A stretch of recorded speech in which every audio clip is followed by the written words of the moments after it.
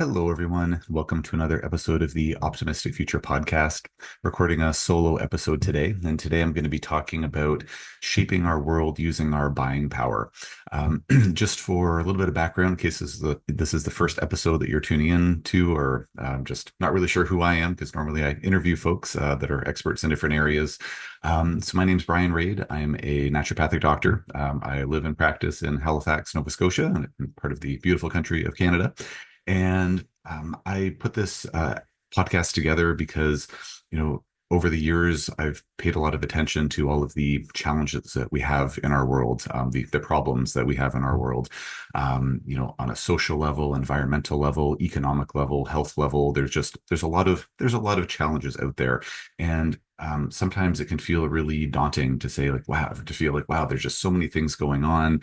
What can be done? It can unfortunately lead to some feelings of, despair, helplessness, that type of thing. But as my friends and family can tell you, I'm an eternal optimist. I'm always looking for, what are the solutions to these challenges? What are the solutions to these problems? What can we do to try to make things better, move things in the right direction? And so over the years, I've tried to find, little things that I can do each day to try to make the world a little bit better, try to, do my part to try to help with some of those challenges. And so I'm a busy guy. I've got three kids. I've got a full naturopathic practice. I have other side projects besides this podcast, lots of things on my plate. So I'm not spending hours every day, out there in the trenches, trying to, fix the world's problems. But there are little things that I try to do each day to try to help a little bit here and there.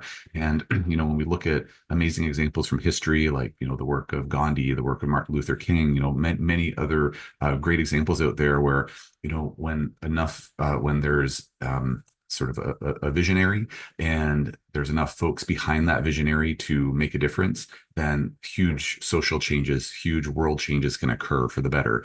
Um, but really, it wasn't just that, one man or that one woman who, affects those changes. It's, yes, they have an idea, but then there's many people behind that idea, doing their small part towards a greater end. So when I look at some of the great work that's out there by folks that are talking about different things that we can do to make the world a better place, I'm thinking, yeah, like, I'm not leading a charge, but I am going to try to do my, little part towards, a bunch of those different greater goals to try to, help. So being, one of the little people kind of helping out, those visionaries out there. So what I wanted to do with this podcast was kind of draw attention to some of those small things that we can do each day, and talking a little bit about larger things that we can do as well on the optimisticfuturepodcast.com website, which is at optimisticfuture.com.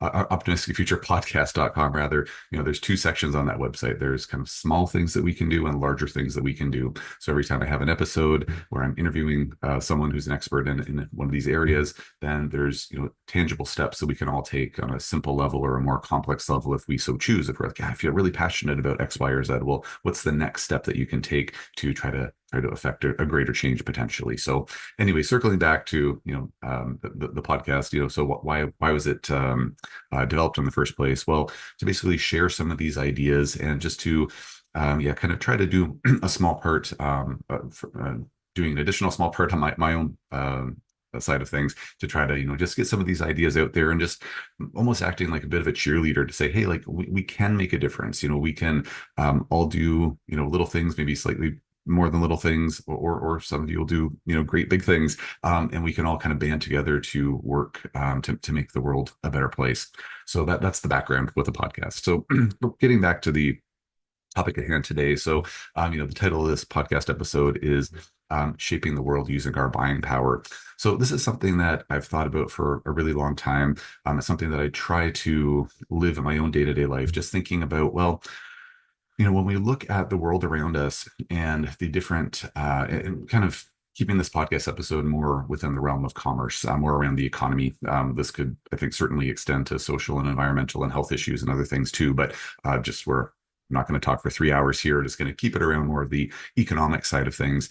From my perspective, when we look at the different economic options, different commercial options that are around us, the different stores, the different large corporations that are selling things to us on a daily basis. At the end of the day, they only the companies and businesses that are around us are only able to survive and thrive when we put our money into those businesses. So, as an example, if I think to myself like, man, I really, when I was a kid, I'm in my early 40s.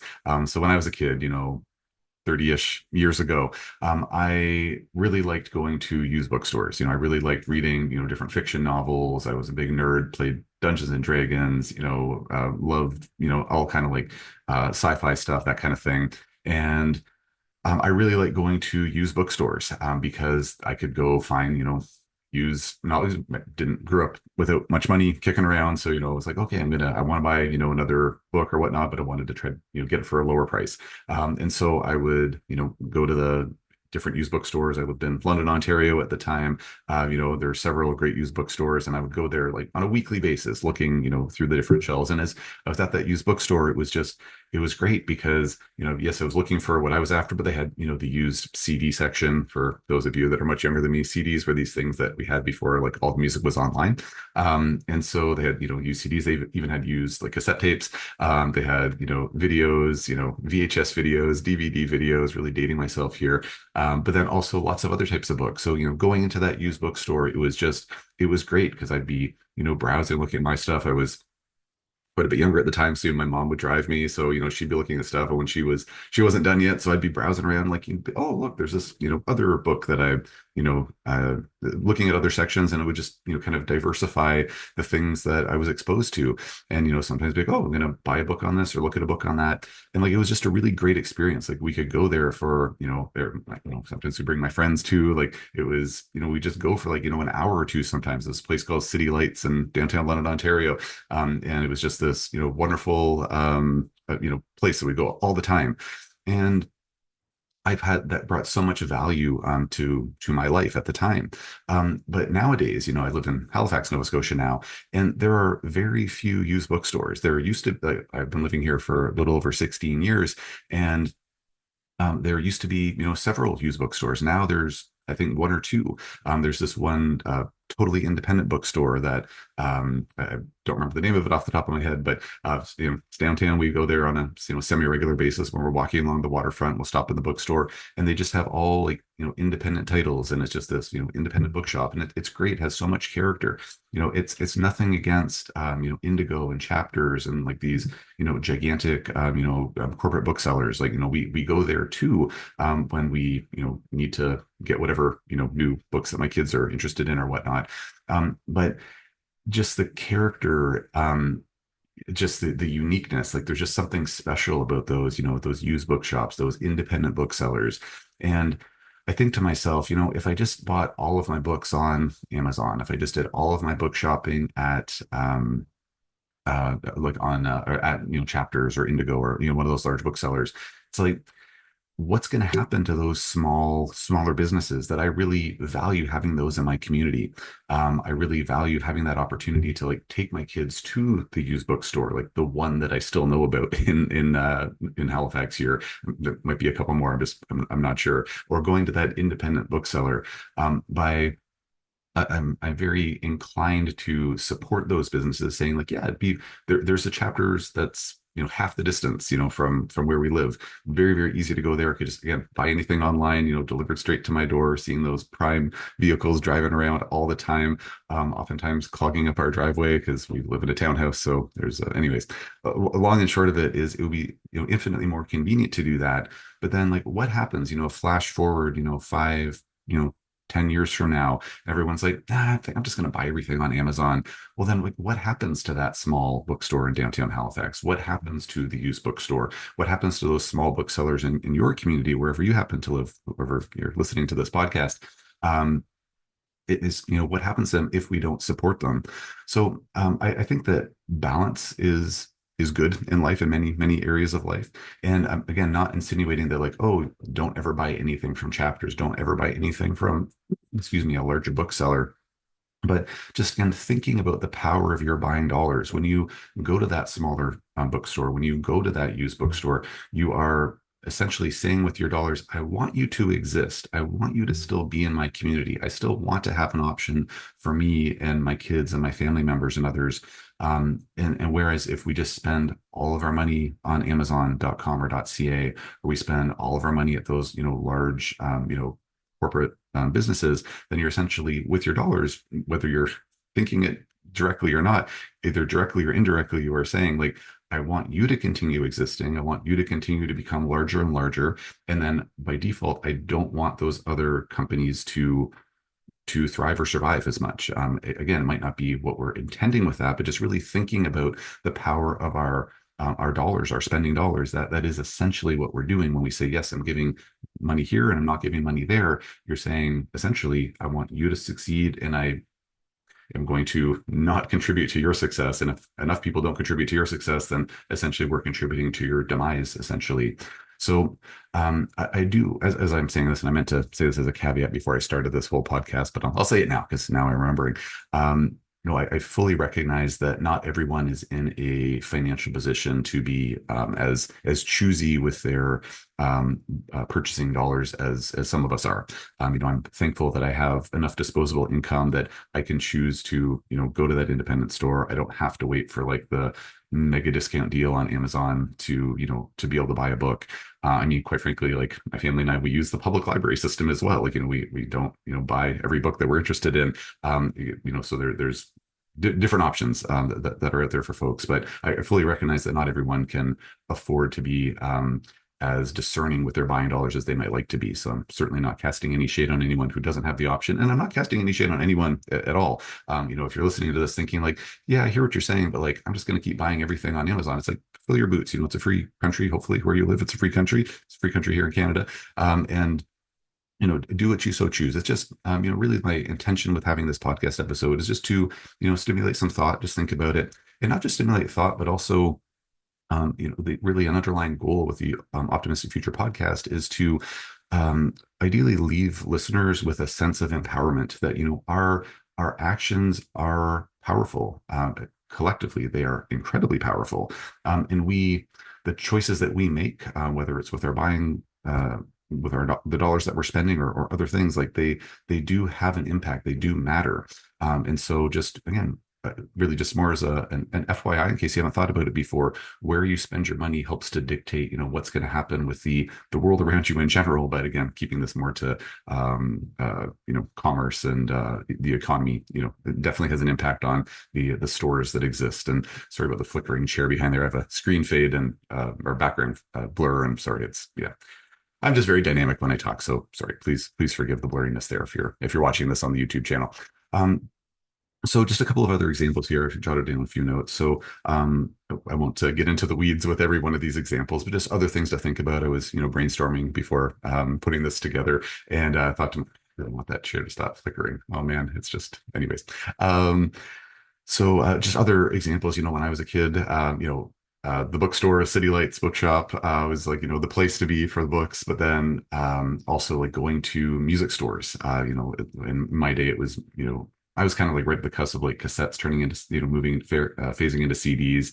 I never was too young for the 8-track phase, too young for records, although records, of course, kind of came back and are, I think, still in vogue to my understanding. But anyway, so going to the music shops and like, looking at, all the CDs and cassettes, and it was so exciting back then. I'm sure lots of other like, elder millennials like I am, you probably heard them say, if you're not an elder millennial yourself, if you're a younger generation, just hearing folks say like, yeah, it was so exciting. Like you'd go to the CD store and be like, oh, like I really want to find, this CD from, this band. Like if it wasn't there, like it wasn't there. You could go to a different one in a different town, but like there was no online shopping at the time. Like it was either there or it wasn't. When I was younger, we used to go to, flea markets, on the weekends, and it was so exciting, all the used CDs, and like, oh, I found this this old Metallica CD, this old Green Day CD, whatever. It was so exciting. And like we don't have that excitement anymore with this. It's like you just go online, buy whatever you want. Sure, what am I saying? Go to Spotify, go to iTunes, whatever, just download the music that you want. Everything is there pretty much, with rare exception. So I understand that like the way of the CD store, like it's gone. Like, that was a technology shift. But just again, thinking about like, well, nowadays, there still are, some of the used bookstores, different, there's different like used music shops, like record stores, things like that. You still can find, used CDs and whatnot. But just again, thinking that even if we were to say go back in time, like I don't know, 20 years or so, whenever it was that the digital age of music began to flourish, um, that would have been a time to say like, oh yeah, like I can, use Napster to like, download illegal music, which I did not do. Just to say, very law abiding citizen over here. I could, download my music illegally, or I can, burn this or that CD, or I can, whatever, like just um, choose to not buy the CD because I am going to just, now that digital music's available, I'm just going to access it digitally. But like, again, by doing that, it's like, well, all those of us who did any or all of the above, like, we were contributing to like, and now CD stores like are kind of a thing of the past. Like, where's Sam the Record Man? Where's, Sunrise Records?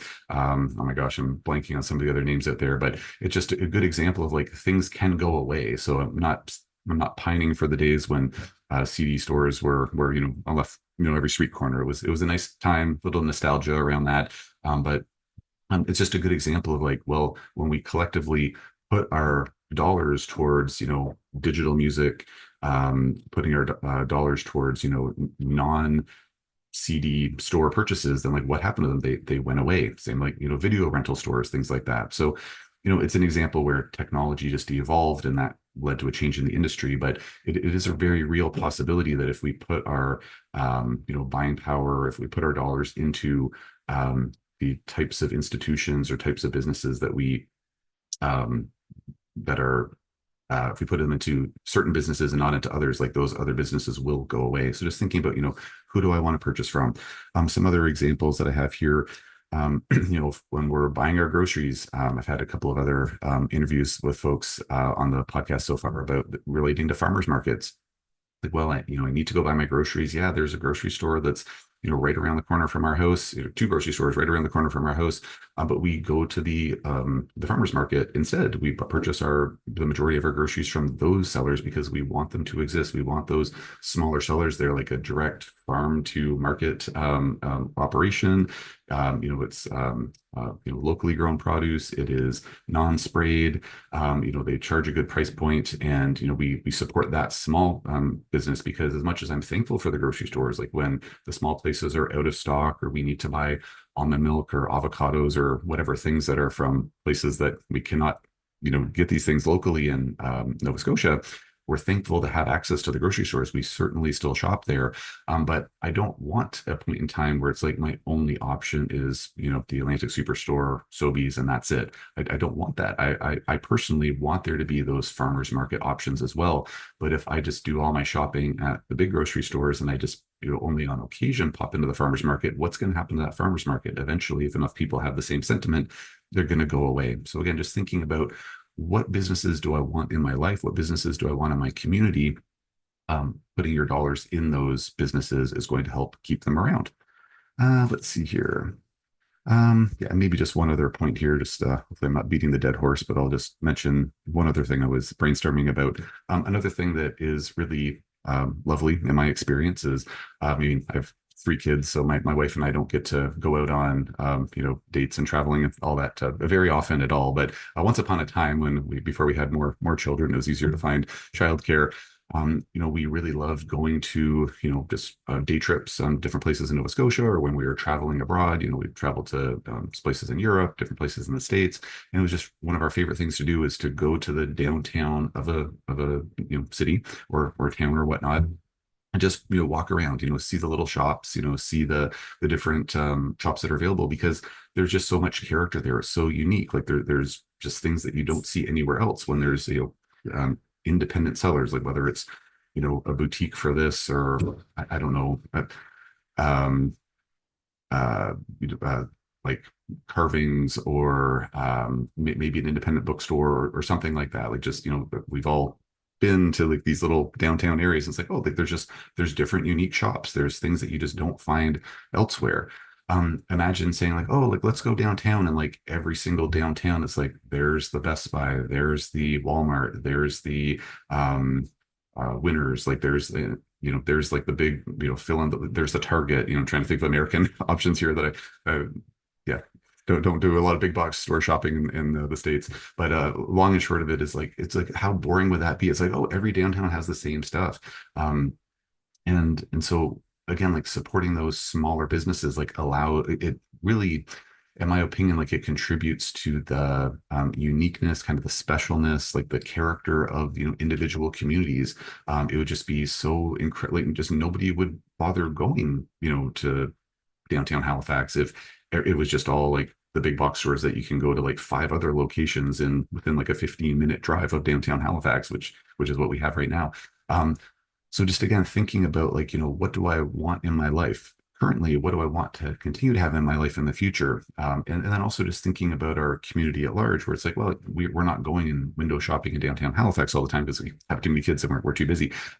But just also thinking about it from just for the sake of our community, downtown Halifax, it's an awesome place to visit. Little plug for Halifax tourism. It's a wonderful, wonderful spot to visit. Maybe not in the dead of winter quite as much, but during the late spring, summer, early fall, like man, oh man, just picturesque, amazing, like half the year, just awesome place to be. Um, but if there isn't that, local flavor, if there isn't that local sort of uniqueness, that specialness, it's like, oh man, like who would want to go down there? It would just be so boring if it was all big box stores. So just again, thinking about our buying power, what do we want in our communities? What kind of businesses do we want to support? Let's see here. All right. I think that's the majority of what I wanted to cover in the episode today. I guess the one thing that I'll just quickly mention, this is just a little plug for the registered charity that I run. It's a charity called Made Local. The website is madelocalgroup.ca. So a Canadian based charity. And basically on that website, we have a list of Canadian manufacturers that make goods in Canada. So not just Canadian owned businesses, but Canadian businesses that actually make their products here. So whether it's clothing, whether it's tools, housewares, outdoor gear, there's a surprisingly large amount of goods that are made in Canada. And I say surprisingly because if you were to go to most stores and you look, where the product's manufactured, it's like almost everything's made in China. A lot of clothing made in, East Asia, like a lot of labels. It's rare to see a made in Canada. So I say it's surprising. Currently, we have about 450 listings of different companies that make products in Canada. And so there's a litany of them. So the vast majority of things that I buy in my life are made in Canada. If I can't find things made in Canada, I usually buy things made in the USA because just thinking like, well, would I want something that's shipped, across the world to get here? Or do I want something that's just shipped south of the border? So that's kind of my rationale. So kind of that environmental impact. Also, I have friends and family, colleagues down in the States, so I just have that more like closer connection as well. And so long and short of it is with madelocalgroup.ca. If you're thinking like, yeah, I like the idea of supporting smaller businesses, supporting local businesses, supporting these kind of smaller businesses that add to more of the flavor of the different communities in which they live in or in which they exist in, then madelocalgroup.ca is a great resource to go to look for some of those options. Um, And again, it's a completely like it's a registered charity, so charitable organization. Any revenue that the Made Local charity brings in from sponsorship dollars, advertising dollars from different vendors that we list or different companies that we list, that goes to cover our base our meager upkeep expenses, but then also anything over and above that is donated to another registered charity here in Canada called Second Harvest. And it's a wonderful charitable organization. They basically collect food that was perfect. It's perfectly good food that was destined for the landfill. So, bakery wasn't able to sell all their bread. Grocery store says, oh, like, these apples, we've had them sitting on the shelf for a couple of days, so they're not pristine enough to, sell to our customers anymore. Restaurants that, over purchase too much, haddock or shrimp or something, and they have leftovers. So still good, but like there's just not quite fresh enough to, feature at one of those fabulous downtown Halifax restaurants. Then Second Harvest has a a slew of volunteers, across the country that go and pick up the food, and then they bring it to local food banks, and they then distribute it to folks who are in need, which unfortunately is a growing number of folks these days with some of the economic challenges that we're in. So it's a really wonderful charity because it's eliminating food waste, because food waste is just such a horrendous thing in and of itself. It takes so much energy, so much effort to produce food, and to throw that food out, like it's just such a waste of resources. And it's also just, in my opinion, incredibly unethical, because there are people in the world, in our own countries and other parts of the world, who don't have enough food. So to throw away food, like what a it's not good. So Second Harvest is helping to prevent that, also contributing to feeding folks. And then that's something that I think has a greater impact, or an impact over and above that, to really help the like the mental health and well-being of our citizens. When we have enough food on the table, it's just one of our basic needs, right? Food, shelter, food, shelter, clothing. Food, important part of that three-legged stool. And then also, over and above that, some of those individuals who don't, are struggling financially. Many of them have children, so there's unfortunately, child poverty is so rampant. It's such a crazy juxtaposition, where we're so fortunate in many ways in our Canadian society, and yet we have a significant number of children that are at the poverty, are below the poverty line, and that's just awful on every level. So at least trying to make sure that they have enough food to eat is a really important part of their physical health, their mental health, and contributing to good physical and mental health is so important for helping to improve overall outcomes in the long term, to try to break the poverty cycle and various things. So I won't go further down that rabbit hole, but that's ultimately the goal of the Made Local charity, is to promote these businesses that are making products in Canada, these small businesses that are making products in Canada, and then working to try to generate some revenue for Second Harvest to try to do some greater good in the world. If you have any comments on this, please post in the comment section. If you're watching this on YouTube, if you're listening to the podcast and you want to connect, send us a message. Please go to optimisticfuturepodcast.com. There's a contact form. Send us a message. If you have any ideas about future guests to have on the podcast, if you have thoughts about anything that I've said here today, any suggestions for businesses to add to the Made Local charity website, ideally in that case, go to madelocalgroup.ca, fill out the contact form there, send us the information, but you can send it to the Optimistic Future podcast. I know the guy that runs both of these projects, so he'll find out either way. But yeah, any comments, feedback, etc., please share. If this is a podcast that you are inspired by, that you enjoy, that you think is good that this exists, building on the sentiment that this whole podcast episode is predicated upon, and that, like, put your energy, put your money energy in this case into businesses you want to have run around, but consider putting your time energy into helping to support this podcast. So if this is something that you think is good, you're like, yeah, I like what this guy is saying. I kind of like what he's getting at here. Please consider sharing this with friends. Share the link on your social media. Please consider helping us to get the word out about this podcast, and I will do my best to try to do as much good in this world as I can. And please, help us out by sharing, and any suggestions, comments, just post. So I'll leave it there for now. Thank you for tuning into this episode of the Optimistic Future podcast, and please stay tuned for the next one.